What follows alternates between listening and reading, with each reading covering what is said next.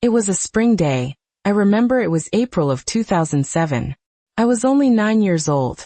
We were in the living room of our house, and the soft afternoon light was coming through the window, illuminating everything. My mom was sitting on the sofa, quiet. I was excited, holding a drawing I had made at school, a garden full of colorful flowers, and I really wanted her to see my work. I carefully took the paper out of my backpack, with a mix of anticipation and a little bit of fear. She turned her head slowly, her eyes met mine. She stayed like that for a few seconds, a silence that seemed to hang heavy in the air. Then she said in a strangely cold voice, almost without emotion, "You don't look like us, you're different." She didn't explain anything else. She just let the sentence hang there, without any context. I stood there for a few moments, taking in those words. The drawing slipped from my hand, falling onto the wooden floor. Without saying anything, I picked up my backpack again, stood up from the chair where I was sitting, and went straight to my room. I closed the door carefully, trying to process what I had just heard, the initial shock giving way to a growing confusion. At that moment, a flood of memories came back. I remembered when I was 7 years old, and she didn't show up for my school presentation. My older brother had an important soccer game the same day, and I waited on stage, among the other kids, with a knot in my throat, but no one from our family came to see me. At the time, the only thing I thought was that she would come later, that everything would be resolved and go back to normal. And when I turned 11, she simply didn't take me on the trip my brother was going on to visit our grandparents. She said she didn't have enough money to cover both of our expenses, and I stayed home, alone, while he enjoyed himself. At that moment, I thought it was just the way things were, that it was normal for me to be left behind. There was also the time when I was 13, and she ignored my report card. My brother, on the other hand, had gotten a low grade in math, and she gave him a serious lecture. My report card, however, was significantly better, but she didn't comment on it, didn't congratulate me, nothing. I left the paper on the kitchen table, feeling an emptiness. It was a pattern that kept repeating. I always ended up letting it go, pretending I didn't care, that everything was fine, and I moved on, trying to bury those feelings. But that night, lying in my bed, something changed. I spoke in a low voice to myself with a determination I didn't know I had. Enough. I opened my old diary, the one where I kept my secrets, took a pen, and started writing. I needed to record all of it, every word, every absence. I stayed up late, filling the pages, letting out all the pain and loneliness that had been building up inside me for so long. That was in January of 2024. It had been 17 years since that day in the living room. I was 26 years old, and helping to clean out the attic at my parents' house. It was incredibly hot up there, stuffy, with a lot of dust dancing in the beams of light coming through a small, dirty window. I had gone up there with the mission of sorting through old things that were no longer useful, that could be gotten rid of once and for all. I was rummaging through an old closet in a dark corner, covered in cobwebs. I opened the creaky doors and, in the back, I found an old wooden box, worn by time, with some almost faded reliefs on the lid. I started looking inside the box carefully. They were old photo albums and videos, all stacked up.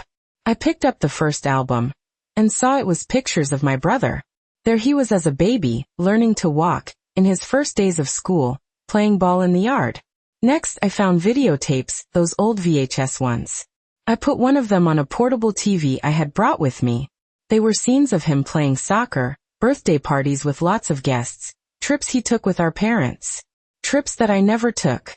They were his moments, always him. I picked up another album, and another. There were very few pictures of me, and the ones that existed, I was almost always alone at home, while his were in scenic locations, on outings, with other people. None of my trips were recorded there. No memories of my important moments. At that instant, a feeling of anger and disbelief washed over me. Damn it. This was it. She had saved everything of his. It was as if I hadn't existed for her. As if my childhood and adolescence hadn't been important enough to be recorded. I picked up my phone, my hands trembling a little, and started taking pictures of everything in the box. The albums, the tapes, the few photos of me contrasting with the immense number of his. I saved everything in a secure folder on my phone, a backup against anything. I spoke in a low voice, almost a whisper, to break the heavy silence of the attic. She lied the whole time. I picked up my phone again and started recording an audio message. I needed to document this, to put into words what I was feeling and what I had just discovered. It was a box of photos and videos. It was there in the attic closet, old and dusty. It showed my brother's whole life, but my presence, my moments weren't there. The pain I had felt for years, the feeling of being ignored, all of it turned into a clear plan in my mind. The box contained several smaller boxes inside it, and each one overflowed with albums. There were photos of him in every situation. On beach vacations, at birthdays, with huge cakes, at school events, with his grandparents. And me at home, always at home, while he lived the adventures. There were also many videotapes, most of them VHS, with scenes of him playing, participating in camps, in school plays. I started looking at all of it, and time seemed to warp. I sat there thinking about the 17 years of silence, while he received all the attention, all the records, all the memories. It was all about being noticed, about having your existence validated. I picked up some loose photos that were at the bottom of the box. The few pictures of me I found. They showed me at home, in moments of loneliness, while his were in parks, on trips, with the family gathered. I kept these photos with me, like a bitter trophy. I started thinking about how to make her see me, how to make her understand the extent of what she had done. I needed concrete proof, something undeniable. I picked up the old videotapes and the albums full of his photos. I left everything there on the attic floor, knelt down in the dust, and thought, what should I do? The idea began to form, slow but firm. I was there looking for things to get rid of, to organize, but I found something much more significant. I remembered my mom talking about this box, saying it was the family memory. But the memory was only his. I looked at his photos on the beach, him in the park, him with his grandparents. And me at home, always alone. The feeling of being erased was overwhelming. I picked up my phone, turned on the camera, and started filming the box, the amount of his material, the glaring absence of my material. I spoke in a low voice but with conviction. She erased me.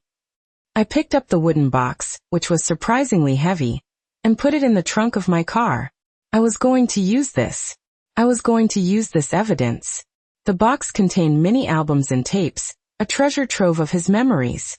What was I specifically looking for? Nothing in particular, but I found something much bigger.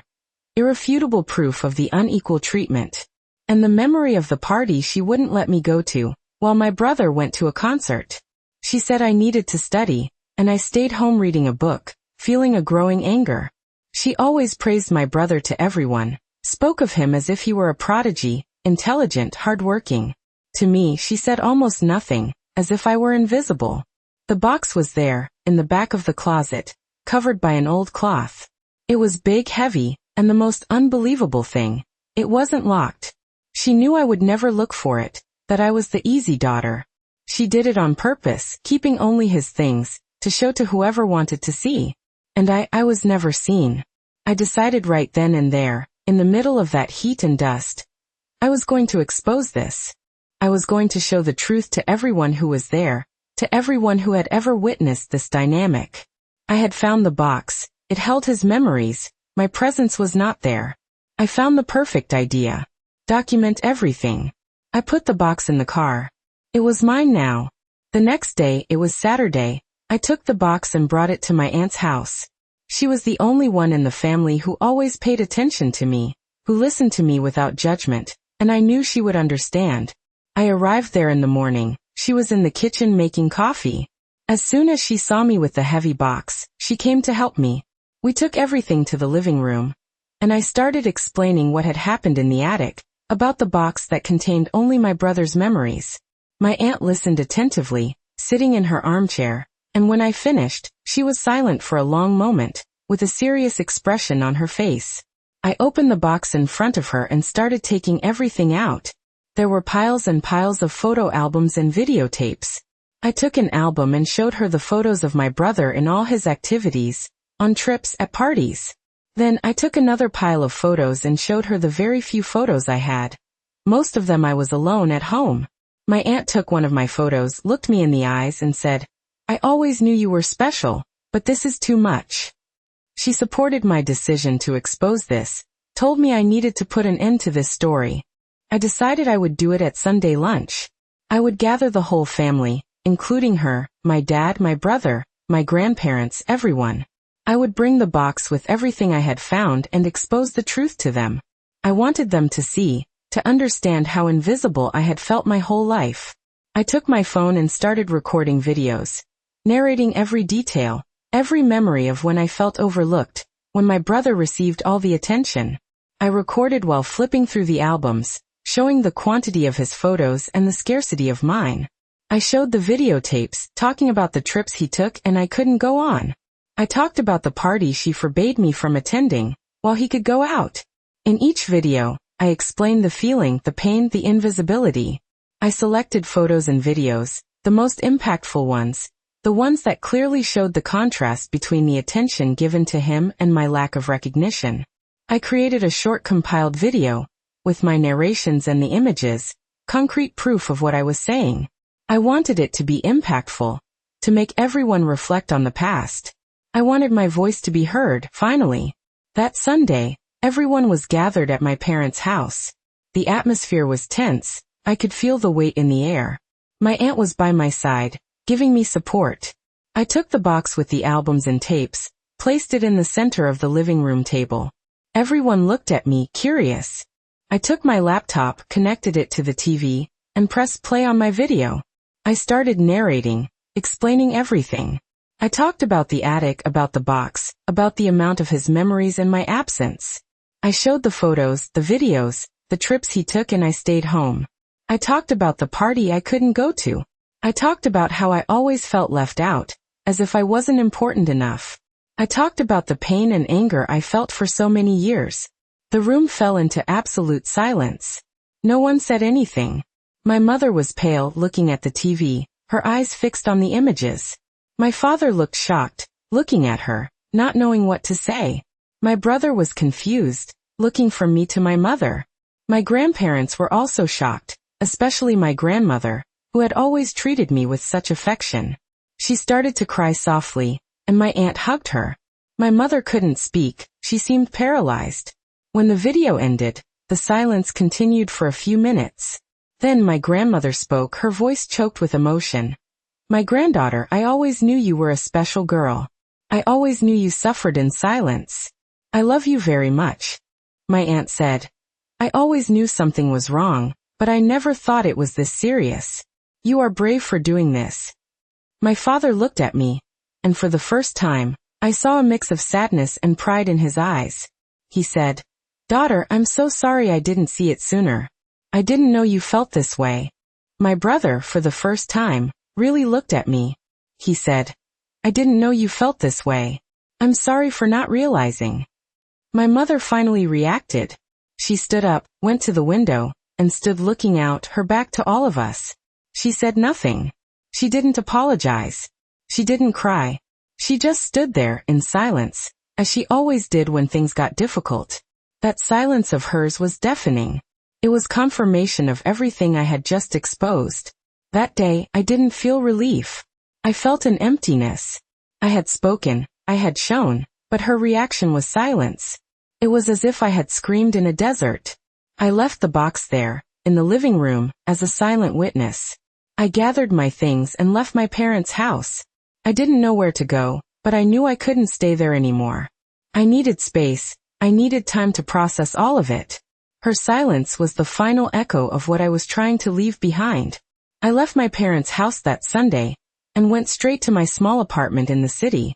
I threw my things in a corner, without even bothering to unpack. I sat on the sofa, feeling a deep exhaustion, but at the same time, a restlessness that wouldn't let me be at peace. The image of my mother with her back to me, silent, kept replaying in my head. It was a silence that spoke louder than any words. A silence that confirmed everything I had exposed. At that moment, I realized that my speaking, my exposure, hadn't changed her. It had changed the perception of others. Yes, my grandmother, my father, my brother, they had seen, they had heard. And that was progress, but she, the main person involved, remained untouchable in her own world. Days passed. I didn't answer the phone. I didn't reply to messages. I needed this distance. My aunt called occasionally, worried, but I told her I was fine, that I needed time. A week later, my mother called. Her voice was the same as always, with no alteration, as if nothing had happened.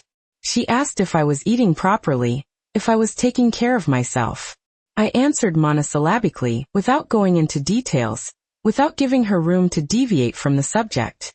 I insisted a few times, asking if she had thought about what happened on Sunday, about what I had shown. Her answer invariably was an evasive, "You know I always did my best," or "You're misinterpreting everything." It was as if she were defending an unshakable point of view, a parallel reality where she was the victim or the incomprehensible heroine. One day, she said she wanted to talk, that we needed to put things in their proper place. I arranged to meet for coffee at a neutral place, far from everyone's house. I got there first, sat at a table further away. She arrived a few minutes later, with that serene expression that got on my nerves. She sat opposite me with a forced smile. "Honey," she began, "I've thought a lot about what you showed. And I understand that you felt that way, but you need to understand my side too." And then she started telling a completely different story. She talked about the financial difficulties she and my dad went through when we were little, about how she had to work a lot, about how my brother was older and had more needs at the time. She minimized my memories, as if they were exaggerations on my part, as if I were distorting the past.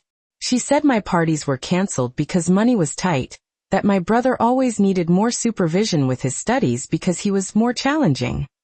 She presented herself as an overwhelmed mother, who did what she could with the resources she had, and that my interpretation was just a matter of perspective. I listened to her in silence, trying to control the anger bubbling inside me. It was unbelievable. She was trying to blame me for having misinterpreted. She was inverting the narrative, turning the victim into someone who saw problems where there were none. With every word she spoke, I felt more certain that she would never admit her mistake, never acknowledge the pain she caused. When she finished speaking, I just looked at her and said with a firm voice, "Mom, you don't understand. It's not about perspective. It's about facts.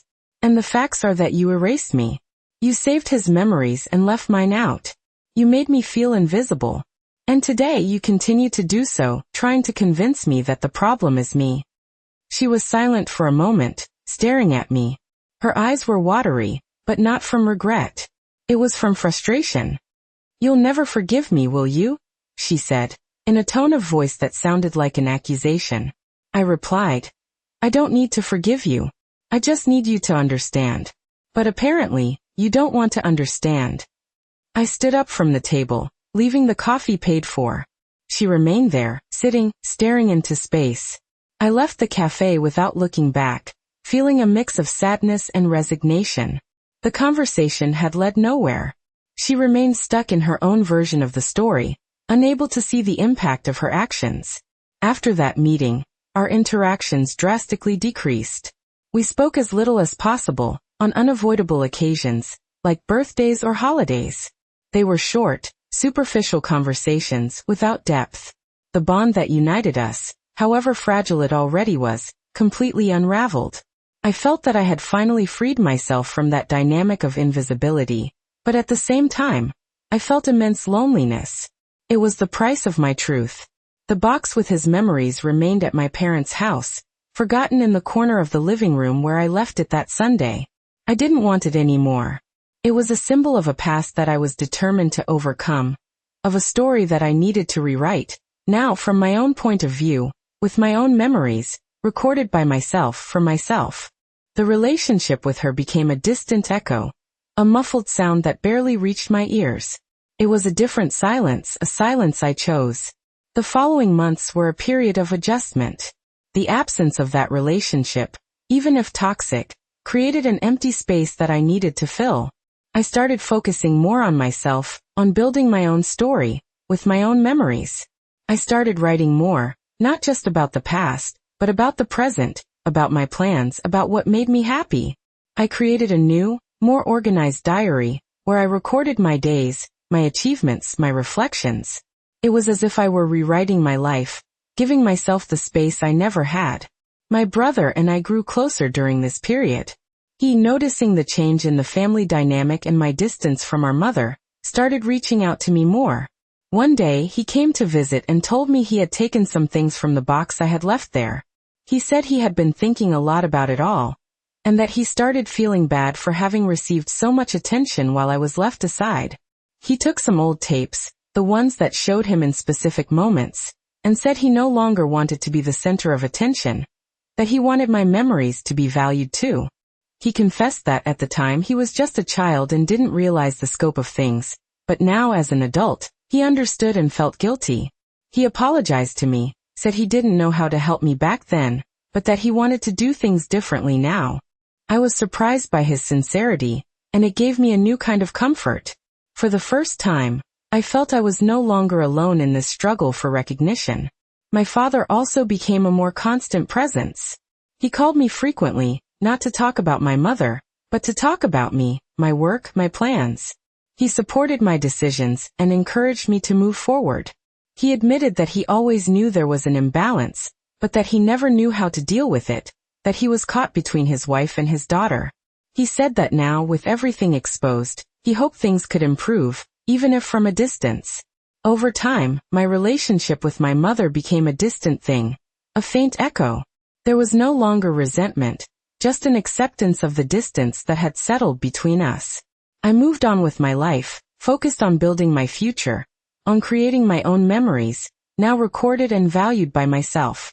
The pain of the past transformed into learning, into strength. I had found my voice, and I would never lose it again.